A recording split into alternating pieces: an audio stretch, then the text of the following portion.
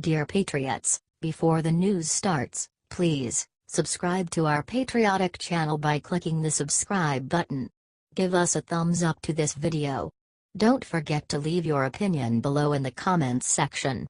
Share the news on Facebook and Twitter so your friends see it. Thank you. Poll majority believe deep state manipulates U.S. policies. The majority of the country believes a group of unelected government and military officials secretly manipulate national policy, according to a Monmouth poll released Monday. Of the 803 adults polled, 27% said they believe the unelected group known as the deep state definitely exists. An additional 47% said it probably exists. 16% said it probably does not exist and 5% said they believe it definitely does not exist. In the past, President Donald Trump has railed against the deep state. Earlier this year, he tweeted that the Justice Department is part of it, boasting, "Crooked Hillary Clinton's top aide, sick, Huma Abedin, has been accused of disregarding basic security protocols. She put classified passwords into the hands of foreign agents. Remember sailors' pictures on submarine? Jail. Deep State Justice Department must finally act?" Also on Comey and others.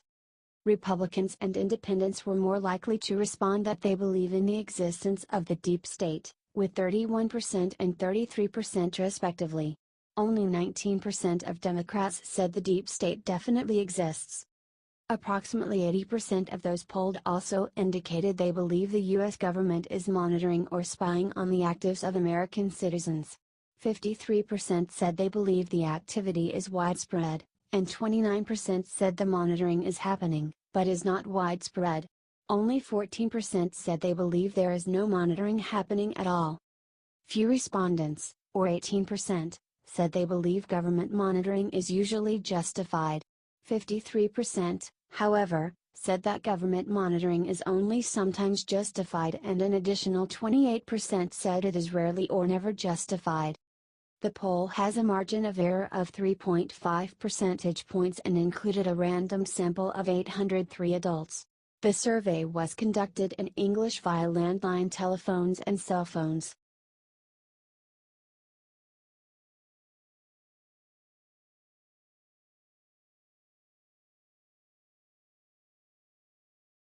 Trial begins over AT&T Time Warner merger reviled by Trump. A high-stakes trial begins Monday over the Justice Department's decision to block the $85 billion merger between AT&T and Time Warner, a deal that President Donald Trump thrust into the political spotlight with his outspoken and repeated opposition.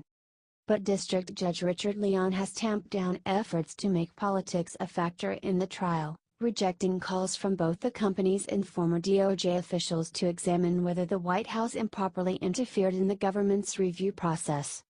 That means attorneys on both sides will focus their arguments on whether allowing AT&T, the nation's largest telecommunications provider, to combine with Time Warner, owner of HBO, Turner Broadcasting and Warner Brothers, will hurt competition in the TV industry and harm consumers. Many observers expected the federal agencies to be pushovers for the business community for mergers during the Trump administration, said William Kovacic, a former Federal Trade Commission chairman under former President George W. Bush. The filing of this case, standing alone, upsets the conventional wisdom. The lawsuit in Washington indeed represents a prominent test of the populist antitrust agenda Trump touted on the campaign trail, when he said the AT&T deal would put too much concentration of power in the hands of too few and pledged his administration would stop it. Trump frequently takes aim at Time Warner-owned CNN for its news coverage, which he labels fake news.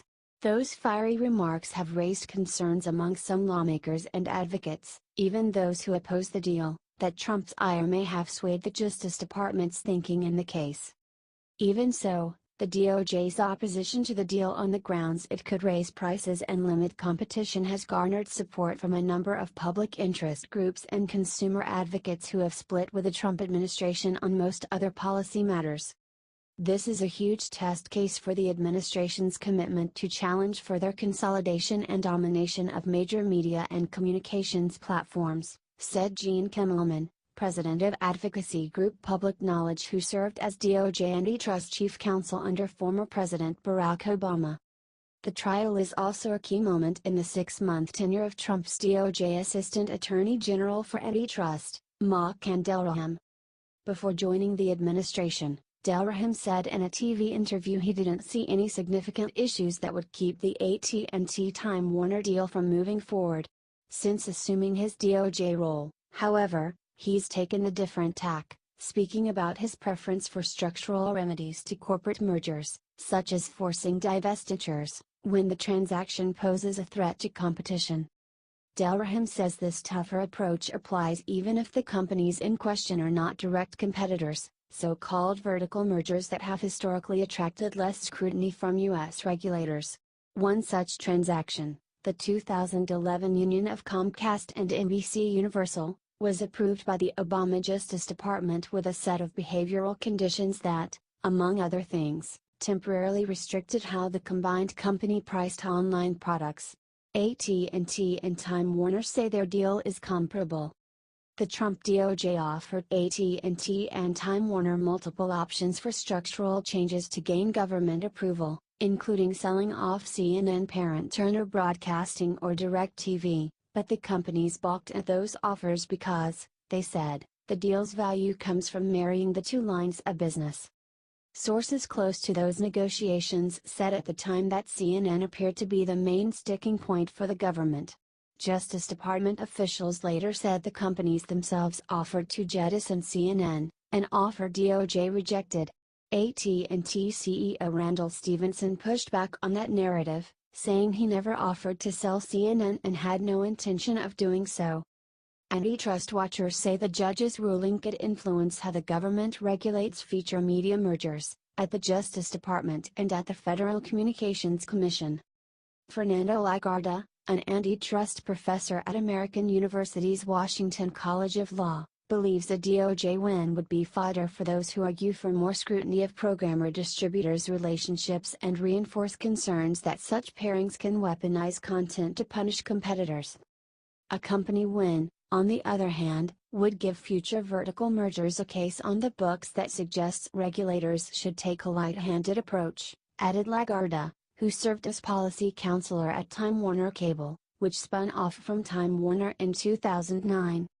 Since late November, government lawyers have cast the transaction as bad for market competition and thus for American consumers.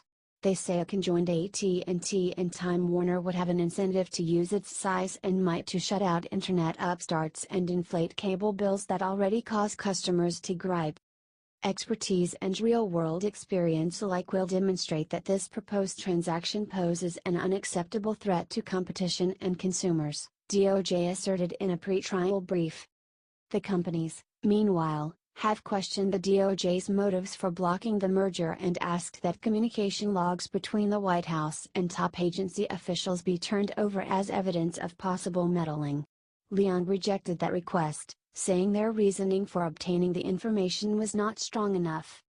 The judge, though, also denied DOJ's request to exclude as evidence an arbitration agreement that AT&T and Time Warner made with other TV distributors.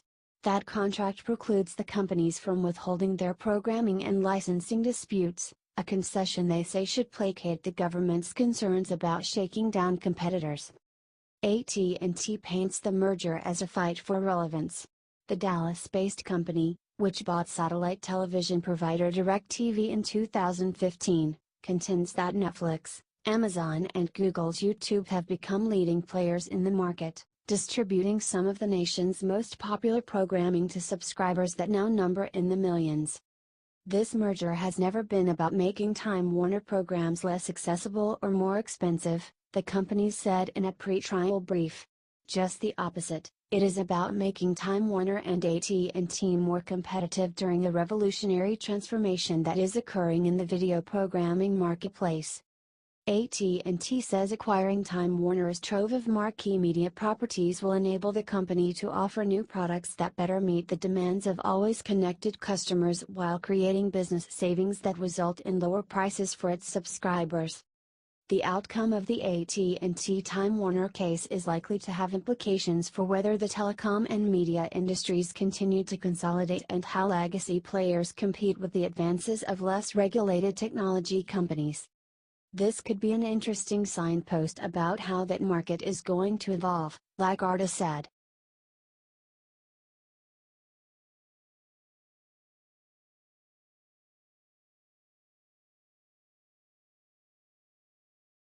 Comey's memoir tops Amazon's bestseller list.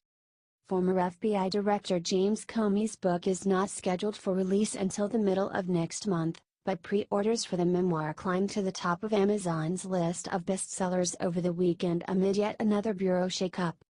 As of Sunday night, Comey's A Higher Loyalty, Truth, Lies, and Leadership occupied the #1 spot among Amazon's top 20 books, according to a Washington Post report.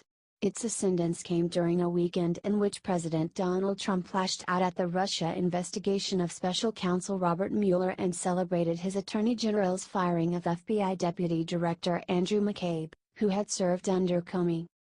Andrew McCabe fired, "A great day for the hard-working men and women of the FBI, a great day for democracy." Sanctimonious James Comey was his boss and made McCabe look like a choir boy, the president wrote on Twitter in the hours after McCabe was fired. In subsequent posts, the president called Comey a liar and claimed there have been efforts to undermine Trump from within the FBI and the Justice Department. Comey, who is scheduled to do several high-profile interviews in the promotion of his book, responded on Twitter on Saturday, writing, "Mr. President, the American people will hear my story very soon. And they can judge for themselves who is honorable and who is not." By Monday morning, Comey's book had dropped to second place on Amazon's bestseller list, behind a children's book from the HBO comedy show Last Week Tonight with John Oliver about Marlon Brando, the pet rabbit that belongs to Vice President Mike Pence's family. Comey's book is scheduled for release on April 17.